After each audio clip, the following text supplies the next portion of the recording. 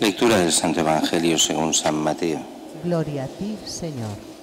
Aquel día salió Jesús de casa y se sentó junto al mar. Acudió a él tanta gente que tuvo que subirse a una barca. Se sentó y toda la gente se quedó de pie en la orilla. Les habló muchas cosas en parábolas. Salió el sembrador a sembrar. Al sembrar una parte cayó al borde del camino. Vinieron los pájaros y se la comieron.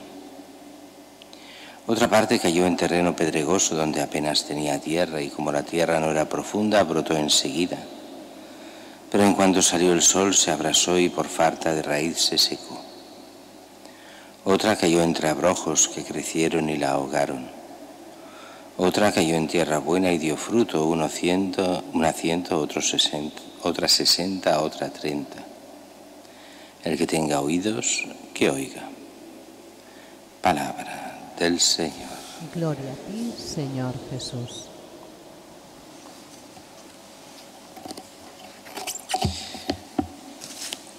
Hoy no comentamos esta parábola porque veremos con la liturgia de estos días que mañana se nos hablará del por qué Jesús explica en parábolas y pasado mañana se nos explica, Jesús mismo explicará esta parábola. Porque había una cosa que era curiosa, la gente no entendía las parábolas. Si ni los apóstoles entendían las parábolas, la gente todavía menos. Esto lo iremos viendo mañana, pero ya se puede adelantar que de alguna forma las parábolas son misteriosas. Aunque hablen con un lenguaje propio de la época, propio del ambiente, que en teoría es para siempre, en el sentido de que esto del sembrar, aunque nosotros en ciudad no sembramos normalmente, bueno, habrá quien sembrará sus cosillas en la terraza o tendrá un pequeño huerto en algún sitio, pero la mayoría de gente no siembra, no cosecha, pero es algo que todo el mundo sabe cómo funcionan las cosechas, es un lenguaje popular y así todo cuestan de entender. Y así se lo dirán los apóstoles al mismo Jesús, explícanos la parábola, no entendemos de qué va todo esto. Mañana veremos el por qué Jesús explica en parábolas, al menos lo que él dice. Pasado mañana el significado de la parábola, aunque ya la hemos oído 1000 veces y lo sabemos todos. Hoy solo vamos a detalles tontos de esta parábola, más que tontos, detalles que no tienen que ver directamente con la parábola, sino con el texto.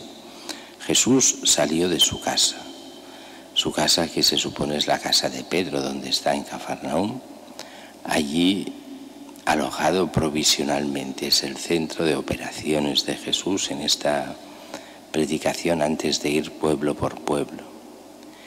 Se sienta junto al mar, le llaman el mar, pero es el lago de Galilea o el mar de Tiberíades, que es lo mismo, pero es un lago relativamente grande, pero un lago. Y acudió tanta gente, es el momento álgido de Jesús.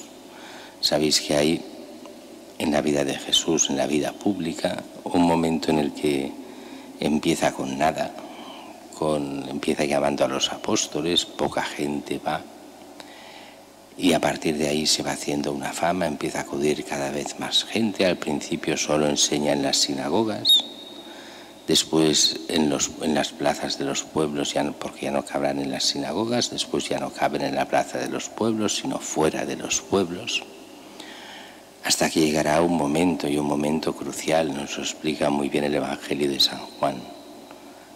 El momento crucial es cuando empieza a hablar de la Eucaristía. La Eucaristía, donde se habla de comer de su cuerpo, beber de su sangre. Y la gente no entiende, ni los apóstoles lo entienden.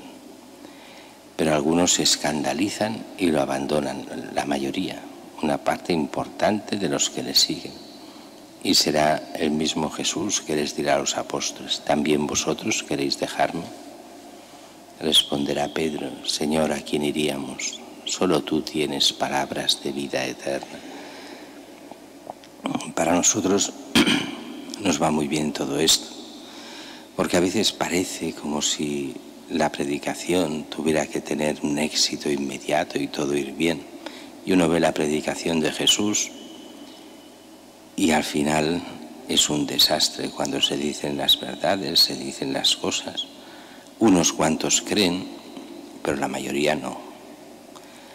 Y si no, veamos cómo acaba Jesús, al pie de la cruz, en la cruz. ¿Y quién queda al pie de la cruz? Juan y unas pocas mujeres. Sí, de lejos quedarán algunos discípulos, pero pocos. Y después, sí, con la resurrección irán creciendo, pero siempre serán relativamente pocos.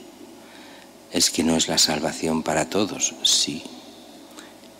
Jesús muere por toda la humanidad, pero el problema está en la respuesta de cada uno, de dejarse llevar o no por la gracia. Y ahí viene el gran misterio de salvación, pero también el misterio de iniquidad, donde tantos y tantos rechazan la gracia de Dios. Se hacen dioses, no quieren la salvación. De ahí esa insistencia en la Virgen, en las apariciones, que si en Fátima, que si en Lourdes y tantas otras, de la oración por la conversión de los pecadores. El pecador no es el que hace grandísimas cosas, es simplemente el que está alejado de Dios. Y como tal, vive en el pecado, porque solo Dios es la gracia. El volver a Él, el convertirse a Él, es lo más importante de la vida.